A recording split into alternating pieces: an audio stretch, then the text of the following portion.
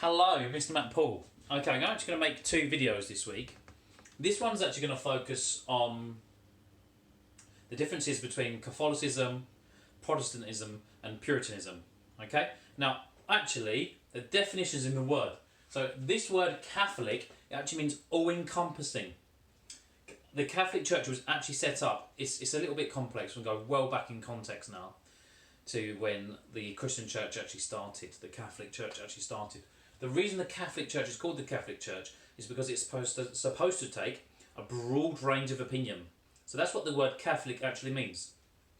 If you write the word Catholic definition, you'll actually see that come up. So the word Catholic can mean a broad consensus. So that's what it was supposed to be. One church which represented all Christian thought across the world. However, this obviously wasn't the case when the Reformation happened. And again, if you think about the word Reformation, you take Ation off, it means reform. To reform a church, to improve it. And this faith, the Protestant faith, it's in the name, protest. Look, a protest church, protesting against the corrupt practices of the Catholic Church. That's what Martin Luther wanted. Now, extreme Protestants were called Puritans. And if you look at that pure, they believe that they were pure of faith. So you've got three different kind of Christian faiths that existed in Elizabethan society. With the Catholics, the Protestants, and extreme Protestants called Puritans. A very, very interesting time. So, I've just thought if I explained the differences in thought, you might understand why these groups clashed with one another. So the Catholics believed that there should be a pope. This was because in the Bible it says, Jesus turns around to Peter and says, "Peter, you are the rock upon which I build this church, and the gates of hell shall not overcome it." So for that reason, Catholics think they should have a pope, God's representative on earth. It's very important to Catholics that they have a pope, leadership in that way. Now, Protestants don't believe in having a pope, and Puritans certainly do not. Now, strangely enough, wearing of garments called vestments was really important to Catholics, so that their priestly caste could look different to a member of the public. So Catholics definitely believed in wearing vestments. And this became a controversy with Elizabeth because Protestants weren't really supposed to wear them, but she did have her priests, her vicars, wearing them. And Puritans are a big no-no on that.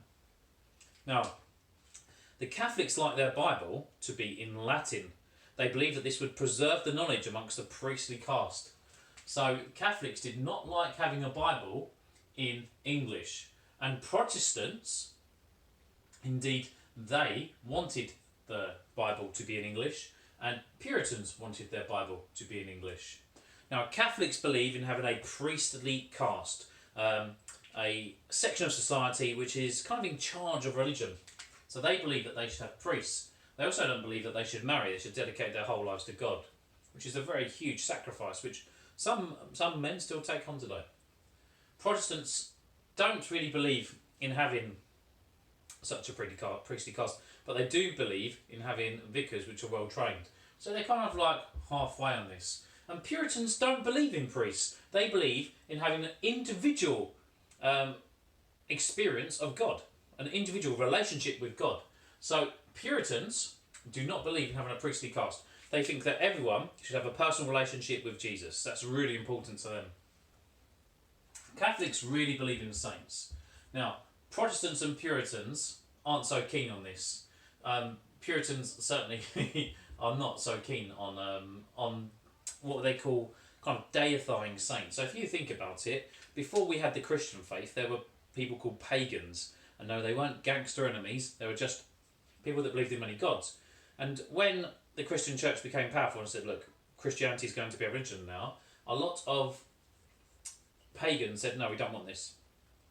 And the Catholics said, don't worry, you can still pray to your God of the harvest, you just call him Saint God of the harvest. So for that reason, Protestants and Puritans don't really pray to saints like Catholics do. Now, Catholics believe that Mary is really, really important. They would pray to her.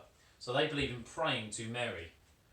And it's a real feminine face of Christianity. Whilst Protestants do not believe in praying to Mary, you pray to Jesus, you pray to God the Father, the Trinity. You don't pray to Mary. And Puritans certainly don't believe that. Now, a plain church This is really important to Puritans. Puritans, they would just wear black clothes. They'll dedicate their whole lives to God. They don't think having a decorated church is important whatsoever. The Protestant church, the Church of England, underneath Elizabeth, is kind of halfway. It's semi-decorated. And the Catholic Church is very decorated.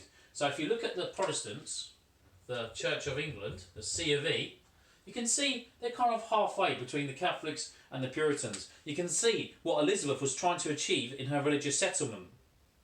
She wanted to have a church which was halfway between these arguing camps. She tried to please everyone. But sometimes when you try to please everyone, you end up pleasing no one. She had a challenge from Catholics. There were plots against her. The North rose against her in 1569. The Pope Pius V excommunicated her. He expelled her from the Catholic Church in 1570, which was basically saying, if you kill Elizabeth, fine by me. The Puritans were a smaller group, and they didn't threaten Elizabeth. They were happy that they had at least a Protestant monarch.